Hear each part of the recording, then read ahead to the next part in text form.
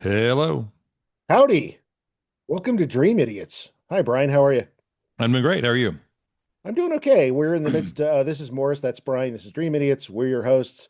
We're in the midst of our first round of high school senior finals for our older son. And so he's Wow. got finals every day. Tomorrow he's got business from 8 to noon, and then from noon to whenever he's got his final for his beginning finals for Japanese. So he is a Okay. busy dude all week, and to the point where he's not wanting to hear much. But I actually said something to him that it's the great kind of thing when you're this age and you can actually make your teenager laugh at something you said. And I made some joke, and he just kind of and I said, "Don't worry, son. That joke has gone to live upstate on a nice farm. It won't be coming back." And So Japan. I mean, because your children I know are quite quite bright. I was waiting for you to say he has his final in nuclear fusion or you know no, no, close, Japanese. close. No, but Yeah. Japanese by no means a slouch of a topic. So Yeah, he's taken 6 years of it, two in middle school and wow. four in high school. So, and then he says, "I can't speak Japanese." And I said, "Well, how do you tell me to do this?" And so he tells me, and I'm like, "You can speak Japanese." As far as I know, because And I don't. You could have made it up. this has been another chapter of old men talking about stuff. Uh, Brian, are you ready to go? You want to finish off this wacky Yes. story that I started? Quickly, I'll say a quick reminder: give us some reviews and some 5 stars, and check out Dream Idiots. Like, share, subscribe. Go on your friend's Facebook, your spouse's Facebook, and follow us on their behalf, so we can build up an audience. We would appreciate that. And thanks for tagging along as always. Yeah, thank you. I'll do a quick recap because this is part three of three. Brian, remember in part one, we met fledgling actors Daria Halpern and Mark Flechette when they Frechette when they starred in Antonioni's 1970 film Zabriskie Point. And we met musician Mel Lyman after he had the daunting task of following Bob Dylan when Dylan went electric at the 1965 Newport Folk Festival. And I actually looked something up about that, and I found another source on that. And apparently, he and Pete Seeger got together and kind of concocted that he play that as everyone was leaving the field. So Dylan was actually the last scheduled artist for the night, but Mel kind of got up there and just had the single spotlight on the lone stool there on the stage, and he sat on it with his harmonica and played as the people filed out of the area. So he wasn't the planned final artist, but he became the final artist that night. Anyway, here in part three, we'll watch as the paths of Mark and Daria and Mel collide in the Roxbury in Boston.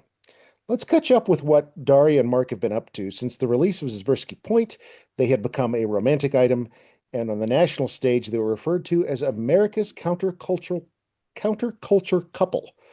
I'm not going to try to say that again. They appeared on the cover of Look in a most disturbing image. You can check it out. But they were on the cover of Look, Rolling Stone. They were in Vogue for a fashion shoot. They made an appearance on the Merv Griffith show, where Mark was involved in an altercation with Abby Hoffman. Hmm. Um, I didn't watch that particular clip, but I can imagine that he and Abby had some stuff to say to one another. And then they appeared on the Dick Cavett show, the latter of which is astonishingly uncomfortable to watch. If you can picture a 1970s beigeish brown set, seated left to right as you're looking at the screen are Mel Brooks, Daria, Mark, and then Dick Cavett behind his desk. Try as he might, Cavett can't seem to get much out of Mark and Daria. At one point, Frechette tells Cavett to, quote, save your money and skip the film, which he referred to as, quote, a big lie and, quote, totally alien. And Hmm. apparently, this was par for the course for Mark after the release of the film, that he really went out of his way to kind of slag it, and Antonioni for that matter.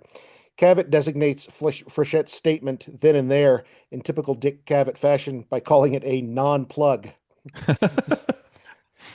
Cavett discusses the story behind Mark's casting in Zabriskie Point, and you remember there were a variety of these stories going around as to why he was picked out of the street.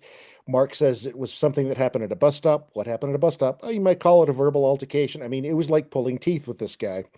And Mark recounts the story of the verbal sparring between himself and someone on the third floor as he stood near the bus stop on the street below. This verbal sparring went on for some time, he said, and Mel Brooks interjects with, "Did you win?" And Mark replies, "I got the part and he didn't." Amidst all of this, Cavett keeps trying to engage the couple, with Daria at one point saying, "I have nothing to say." Now, this was good, given that she was seated between Frechette on one side, who interrupted her more than once during the interview, and Mel Brooks on the other side, who kept prodding her to interact. It's no wonder she has nothing to say because she's sitting between two men who are acting like jackasses, albeit each in their own way. Suddenly, Rex Reed chimes in. He had been sitting at the end on the other side of Mel Brooks. And in the clip, you don't even notice he's there until they swing it over, and there's Rex Reed. And to his credit, what Reed does is he starts to ask what it was like to work with Antonioni. Maybe this Sure. question will Right. get things Right. going. Right. Mark speaks first, calling his relationship with the director distant. And when Daria tries to discuss how she felt close to the director, Mark interrupts her yet again. At the very end of the clip, they start discussing Mel Lyman's community. They refer to it as a commune, and Cavett asks, "Am I using that word correctly?" "Not a commune," says Mark. "Community, not a communal thing, categorically or technically. It's got one purpose: to serve Mel Lyman." And this doesn't sound really as creepy as you think it sounds, because I don't think Mark's particularly happy with that situation. Mm. But because his interaction is so odd and his affect is so strange, it's hard to tell if he's complaining about it or just describing it or doing a very culty thing. And we serve Mel, we live for Mel. Right. We 001. Right. Yeah, exactly. I'm thinking it's more of a situation where he's just kind of stating it, but with a little bit of stank on it. Just Right. it's to serve Mel Lyman. So at this point, Daria tries to speak, but she's yet again cut off.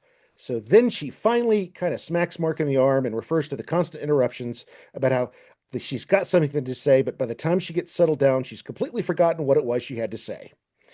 So all in all, during this 8 minute 30 something second clip, Cavett is completely flummoxed, Brooks is kind of snide, and Rex Reed tries to keep some focus on the film, which has just come out. Mark comes across, quite frankly, as a bit of a controlling creep. Daria is frustrated as she's trying to cut through all the male blather surrounding her.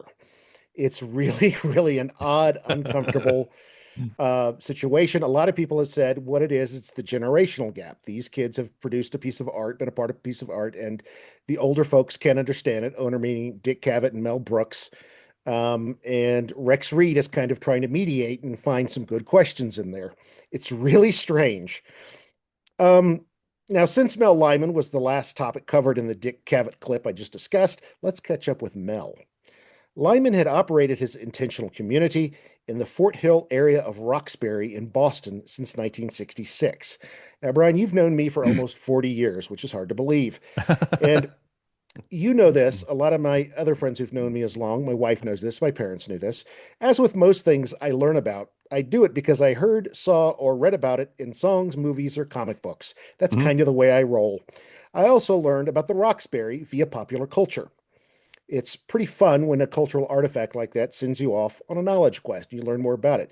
Do you know anything about the Roxbury in Boston? No, not at all. Okay, you've been to Boston several times, Sure. Fenway Park. So, in the case of the Roxbury, I learned about it owing to the 1974 Randy Newman song Rednecks, and the album is called Good Old Boys. It's a great record. It's also a Randy Newman record, which means it can make you very, very uncomfortable. Because one of the many things that Randy is very good at is writing songs from a detestable person's point of view. He can climb inside the skin of the creepiest creeps and maybe not make you feel something for them, but maybe understand them a little bit better and not Mm. necessarily like them. You might even dislike them more. Right. Um, and what he does this not to really excuse their awful behavior, but rather to explain it. Right. So, Yeah. It's he exaggerates his narrator's thoughts and actions to the degree that the audience should be able to get in on the joke that, oh, this narrator's a schmuck. Some people can't do that, as with Randy Newman's, oh, he must hate short people. That's not at all what that song's about. Um, and Rednecks is no exception. As the opening track to the album that explores not just masculinity, but Southern masculinity and the attendant feelings of inadequacy as heard in the chorus. Have you ever heard this song, Bryan, or heard this album? I don't think I have. No. Okay. It starts off with, well, that's not how I'll tell you how it starts off in a minute, but the chorus is, we're rednecks, rednecks. We don't know our ass from a hole in the ground. The narrator opens with a lament for Lester Maddox, and he served as governor of Georgia from 1967 to 1971, and then he went on to serve as lieutenant governor under Jimmy Carter. This guy was a segregationist through and through. The song refers to Maddox's appearance on a TV talk show, and it opens with, last night I saw Lester Maddox on a TV show with some smart-ass New York Jew. The Jew laughed at Lester Maddox, and the audience laughed at Lester Maddox too. Now, this is most likely a reference to Maddox's December 1970 appearance on the Dick Cavett show, where that very thing just happened. And this episode must have aired not very long after Daria Halpern and Mark Frechette's appearance, because Okay. they were both in the year of 1970. For the record, Cavett was raised Baptist. He used to like to do this bit where he would talk about all the hate mail he got during Watergate and stuff like that. Mhm. And a guy referred to him as a sawed off commie shrimp. And he wrote back to the guy a single line, I am not sawed off. The guy just didn't get it. Right. Later in the song Rednecks, the narrator points to the irony of northern cities setting the slaves free. He doesn't use the word slaves. He uses another word, which I am at all not comfortable Not saying. going to say. Right. Yes, but then pens them up in the neighborhoods of those major U.S. cities, such as Harlem and New York City, the South Side of Chicago, the Huff in Cleveland, East St. Louis, the Fillmore in San Francisco, and finally, the Roxbury in Boston. So we are talking about the part of the city where African Americans live and congregate. Here we would call it the Five Points back then in Denver. And this is Roxbury, the African American neighborhood in Boston where Mel Lyman, a white dude, set up shop with a whole bunch of other white dudes as the Lyman family, which was most certainly not a commune, as Mark Frechette said earlier. And what exactly was Lyman's intentional community about? Bryan, let's speculate for a moment. If you heard of an intentional community in your neighborhood or in your city, what would go through your mind in the early, let's say late 60s, early 70s? What was going on there, do you think? Well, I mean, it's music and the free love movement and all that is happening. There's this burgeoning hippie movement and leftists and you know protesting against the war and all of Sure. that. Right. I put down here free love, free Right. drugs, maybe, equality of the sexes, communal property, right? Everybody's in it Right. together. Civil rights. Hip, Right. hippie fashion, civil rights, um, so forth and so on. With the exception of the drug use, primarily of marijuana and LSD, the Lyman family pursued none of these things. Men were expected to wear jackets and ties and keep their hair cut short. Women wore modest dresses and went without jewelry or makeup. Sex was not part of this agenda. Not at least with the typical, quote, leader gets to bed anybody he wants kind of policy that we see in a lot of communities, Right. Right. or cults. Sexual relations of any kind were discouraged. Women were expected to be subservient to men. Lyman at one point went as far as to order a pregnant female member of the family to obtain an abortion. Nice. All funds earned by family members would go to the running of the community and to support Lyman's artistic endeavors, his writing, his music, and his philosophy. So you're right, there was some music there. It was all his. So in those respects, the Lyman family next what I would consider, and I don't know how this is happening, Bryan, but it sounds like a cult to me, not a commune. And it's amazing how many of my stories now in a goddamned row have come down to cults. Perhaps Jim Queskin. Do you remember Jim? the jug band leader from the last episode. Okay. Lyman's old friend and band leader and member of the Lyman family put it best. Quote, the only difference between us and the Manson family is that we don't go around preaching peace and love, and we haven't killed anyone yet. Right. It's coming. So it was into this environment that Mark Frechette brought his girlfriend and co-star Daria Halprin. Daria, to her credit, didn't last long in this bullshit environment, and she returned to the Bay Area sometime in 1970. So not long after their appearance on the Dick Cavett show. She's there for a weekend. No, not for me. Ooh, I don't. Does that breathing in through the teeth thing? I requested pecan sandies. And Mark headed off to Italy, where he made a film called Many Wars Ago. He returned to the Bay Area in 1971, but his relationship with Daria was over. She had met actor Dennis Hopper, and the two would marry in 1972. They had a daughter together. So Mark went back to Europe, and he made a sentence I never thought I would say on this podcast, a phrase, a Yugoslavian film called Man Against. Okay. He returned to the States after that. He again sought refuge with the Lyman family, and he gave the community his roughly $60,000 he had earned from his two films. Handed it right over. Then in 1973, Frechette did something perhaps some people saw coming, or maybe some didn't. He decided to protest against Nixon during the Watergate scandal. Not uncommon. Right. Sure. A lot of folks are doing this. Ah, the quaint days of the Watergate scandal. This action against a corrupt administration was not uncommon, but the forum in which he protested was. On August 29th of 1973, together with two other members of the Lyman family, Frechette tried to rob New England Merchants Bank in the Roxbury.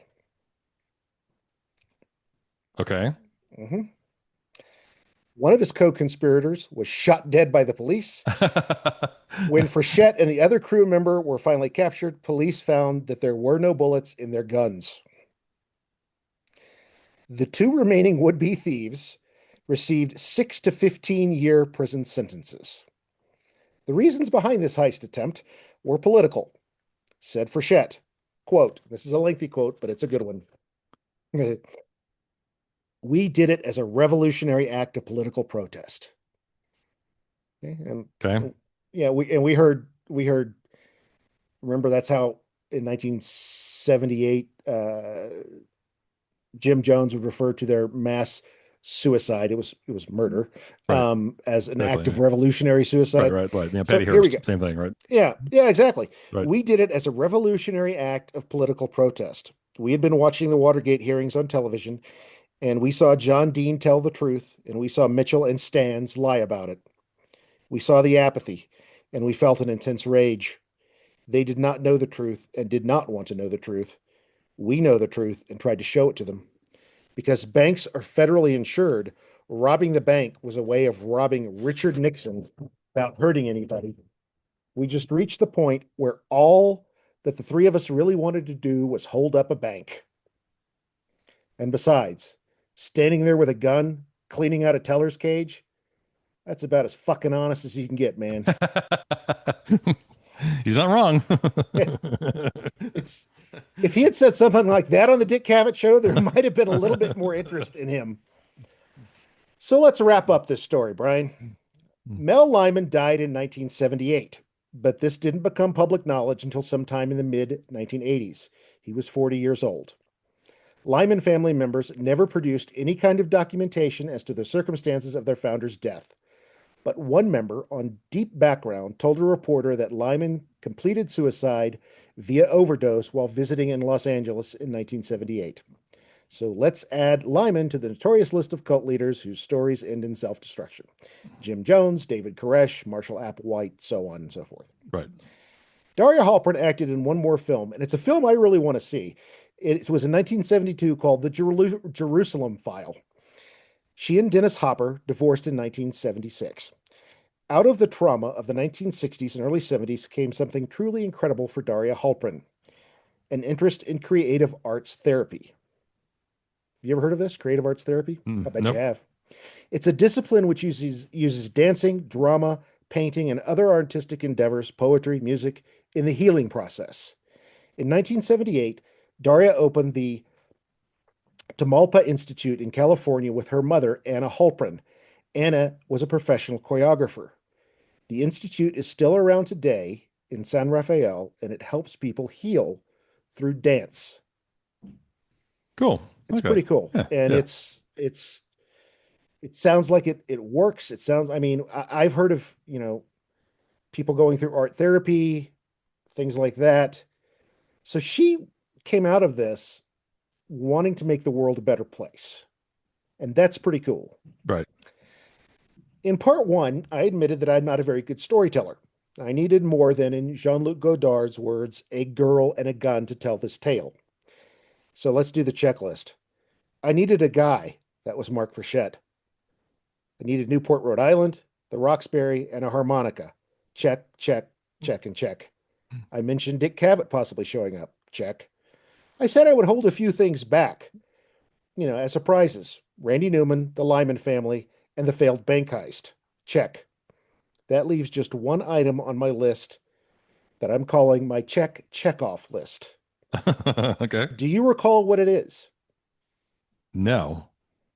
On September 27th, 1975, Mark Frechette's 6 to 15-year prison sentence, being served at the Norfolk, Massachusetts minimum security state prison, came to an abrupt end. He had died while lifting weights. He was found strangled, apparently by the set of barbells laying across his neck. He was 27 years old. His death was ruled an accident, but doubts remain over 50 years later. Hmm. And that wraps up the story. More Than a Girl and a Gun, a crazy intersection of a whole lot of nuttiness in America circa 1970. Very nice. Any comments, That, I questions, mean, concerns? it ties together, rather neatly there at the end. Whenever cults come up, I always get a little worried, and I can't listen to podcasts talk about cults most of the time because the story is always the same. So but this is a cult story that's not the same. It's the same, but it's different. Right. Sources for this were varied, and man, I read a lot of good sources. David Brown's 2024 book, Talking Greenwich Village, The Heady Rise and Slow Fall of America's Bohemian Music Capital from Hachette Books, New York City. Todd Gitlin's always valuable 1987 book, The 60s, Years of Hope, Days of Rage from Bantam Books, New York. Jim Irvin, editor, 2001, The Mojo Collection, the greatest albums of all time from Mojo Books in Edinburgh. Elijah Wald's 2016 book, Dylan Goes Electric, from Day Street Books in New York. That gave me the story about Mel and Pete Seeger kind of concocting the last performance. That's also the book that the latest film, A Complete Unknown, is based on. They use that Oh as the well, okay, source yeah, okay, material. right. Yeah. A website via the Wayback Machine, Confessions of a Pop Culture Addict presents Movies, Zabriskie Point from June 25th of 2008. The allmusic.com entries on Dylan, written by Bob Dylan, written by Stephen Thomas Erlewine. The Queskin Jug Band, written by Ronnie D. Lankford Jr. Zabriskie Point original soundtrack, written by Stephen McDonald. Randy Newman's 1974 album Good Old Boys from Reprise Records, and Wikipedia for some basic information. The Dick Cavett Show and Newport, Rhode Island, and some other stuff. So Very cool. I will find the Cavett clip and put it in the put yeah, it on this on the website too. it's also so weird to see guests smoking cigarettes. Mel Brooks is just puffing away, and it's just like, and Rex Reed looks like, I swear to God, Rex Reed looks like he's in high school. I mean, it is. How old would he have been in 1970? I couldn't tell you. Like I mean, 60, right? Mel Brooks is 100, so he would have been. I think he's 100. 50. Yeah, he's He close would have to been. 100. He would have been. Late Late 40s. 40s. Dick Cavett is still alive at 89. He's Right. still out And there. looks exactly the same. Yeah, he's starting to look kind of like a spitting image puppet, but he's held it Right. well. I hope I'm that good looking when I'm 89. Right. And it is interesting that two of the big talk show hosts of the 70s also came from Nebraska. Wasn't Oh, Johnny well, Carson from Nebraska? yeah, he was. Yeah, absolutely. And Dick Cavett was from Nebraska. So Huh. anyway, Yeah. um, there's a three-parter. Phew, am I glad that's over. Shall we celebrate with a curse word of the week? I've got two for you. All right. Okay, it's a twofer. One of them you'll very, I think, quickly guess. The other one is less obvious. The first one is shit circus. I read this word today because someone online posted something about the fact that the Trump administration today or yesterday decided to take over control of all of the web content for the national parks across the nation, basically in order to expunge them of anything bad. That we're going to foster the illusion that nothing bad happened and no racism has ever occurred and white people are good. So this person was saying, Jesus "Wow, Christ. what a complete fucking shit circus." So Trump and his endless lighting fires here in order to distract from Epstein, starting a war. The whole thing is just a shit circus. So that one's sort of obvious. The second word is shirtly, shirtly, shirtly. You want to guess at what shirtly means? Well, my first guess is it has to do with a shirt, as in what you wear, but I'm wondering if it's some variation of shortly, Nope. like as in time. No, okay, what is it then? No. I don't know why the origin of this is not clear to me. But this apparently is a British word that basically just means angry or upset. So I'm feeling kind of shirtly today about the shit circus that is the U.S. The U.S. role in the world right now. Shirtly, it's just I mean it could be like how late night weekend movies when we were kids they would change motherfucker to mother fudger, which we've talked about in the Right. past. I'm Yeah. wondering if shirtly is just shitty. I don't know. Is the rated G version of shitty? I don't know. Yeah. I But don't know. shirtly, I'm feeling rather shirtly today. Yeah, that's a brand new one for me. And you'd Yeah. think, given all the BBC shit I've absorbed over the Oh years, yeah. I would have heard that at some point. Sounds like something that Basil Fawlty's wife would say on Fawlty Towers.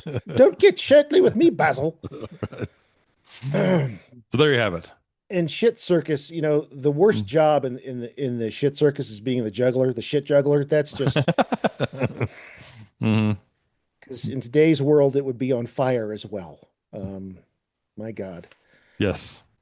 Good Well, thank you, times. Bryan. Those are fine words, and I'm going to try to work them in my vocabulary wherever possible. That You is should. shit circus and shirtly. Almost poetic. Hmm. All righty. That does it for another episode of Dream Idiots. Hang in there. Thanks You for know, listening. thanks for listening. Bryan's going to take over next week. I have no idea what the story's about. And we will be back with Mo stuff. Thanks so Yep. much. Be good to each other. Check out Dream Idiots if you can. Please give us a review and 5 stars and drop us a line if you want. Give us a story idea. Give us a curse word idea. We would love to have more of that content. And go Spurs. Oh, yeah. And special thanks to listener Marvin and his son, who have a suggestion for a future story that I'm not going to tell you about because I'm God damn probably it. going to do it. So, Fuck. yeah, I know. God damn it. Yes, and by all means, go Spurs. Second round starts tonight. So, alrighty. Thanks, folks. Bye.